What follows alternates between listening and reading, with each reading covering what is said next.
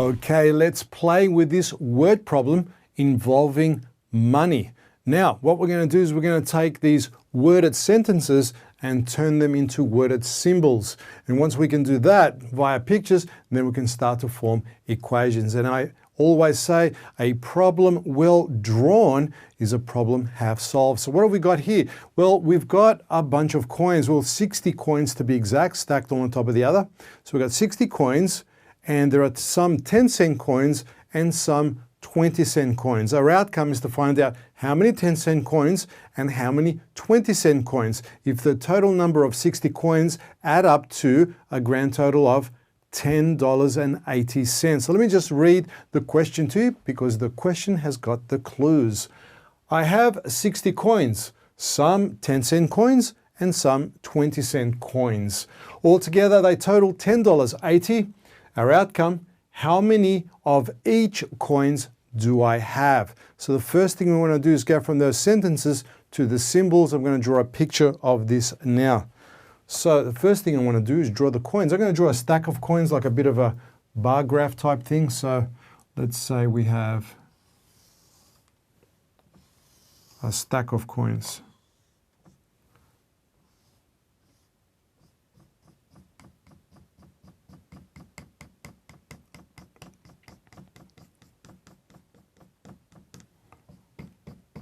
Okay, there's our stack of coins there. How many coins altogether? We have 60 coins. So let me just mark that up altogether. 60 coins.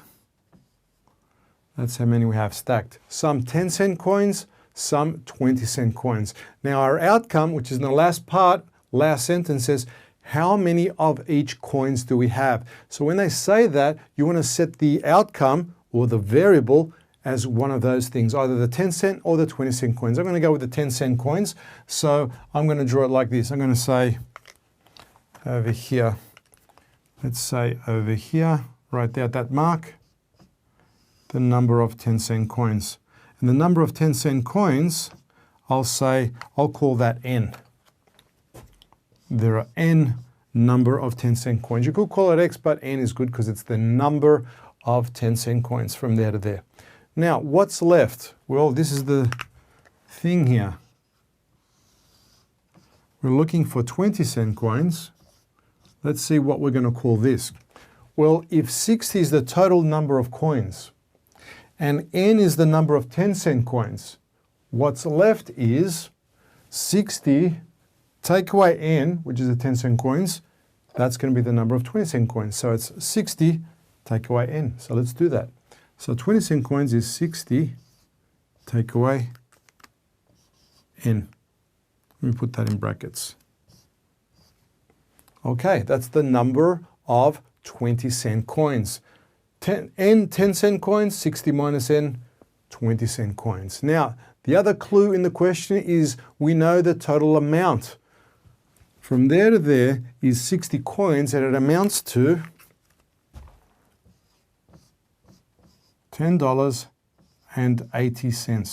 $10.80. We are also given that. So our task, our mission is to find how many 10-cent coins, how many 20-cent coins. Now from this diagram here, we can start to form an equation. So let me just rewrite this in a way that's easily formatted for an equation. So first of all, we have 10-cent coin. There's our 10-cent coins. How many do we have? Well, we have N number of 10-cent coins plus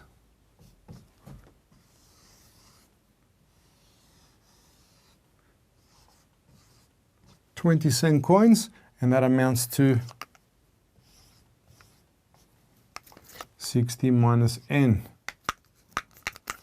coins, 20-cent coins, and that's going to equal what? It's going to equal the total amount, which is $10.80. Okay, now you'll notice that we need to make the units the same because on the left-hand side we've got 10 cents and 20 cents, and over here we've got dollars. So we're going to make them all into cents. So in a moment we're going to change that to 1080 cents. So it matches the left-hand side. You want the units to be the same. So let's start to form the equation now. We've got 10n n is the unknown, plus 20, 60 minus n, that's our outcome, the n, is equal to 1080 cents. So now it's all in cents. So let's expand this part over here. So we have 10n plus 20 times 60, that's going to give us 1200, isn't it? So that's 1200. Take away 20n, 20 times n, and that equals 1080. 1080 cents. Now let's take away 1200 from both sides. Yes, we're going to have a negative on that side. So I'll take away 1200. Take away 1200. Remember, what you do to one side, you do to the other. So that eliminates, that crosses out. So we're left with 10n minus 20n is equal to 1080. Take away 1200, that's a 1200. 1200 from both sides. 1080 minus 1200, that's going to give us a negative value. That's going to give us a value of negative 120. 10 minus 20, that'll be negative 2. So that's going to be a negative 10n is equal to negative 120. Negative 10n equals negative 120. Let's change both sides to positive by multiplying both sides by negative 1. Times by negative 1, times by negative 1. That's going to change that to a plus, that to a plus. Now let's divide both sides by 10. That'll make that n home alone, because that's what we're after. That's our outcome. Divide by 10. Divide by 10. Therefore, n equals 120 divided by 10 equals, and this is the number of 10-cent coins in that pile of 60. N equals 12. So, n equals 12, that means we've got 12. From there to there, we have 12 of them. 12 coins right there. So if we got 12 10-cent coins, how many 20-cent coins do we have? Well, all we have to do is go 60 minus n. So that's 60, take away 12. So that means we have 20-cent coins, 60 minus 12, that's going to be 48.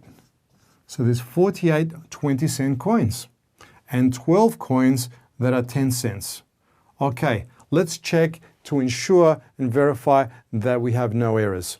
So 20 cents times 48, so that'll be 20 times 48. 20 times 48, that's going to give us a value of $9.60, isn't it? Or 960 cents. And 10 cents times how many 10-cent coins? There are 12. Times 12 equals $1.20. That's $9.60. Let me fix it up. It's a bit neater now. $9.60 for 20-cent coins. 10-cent coins, $1.20. There are 12 10-cent coins. There are 48 20-cent coins. If we add these two guys, they should add up to a total of $10.80. If it does, that's a good check. So let's check them. $9.60 and $1.20. That gives us 8, 9 and 1 is 10. $10.80. So that checks, and that's correct. And there you go.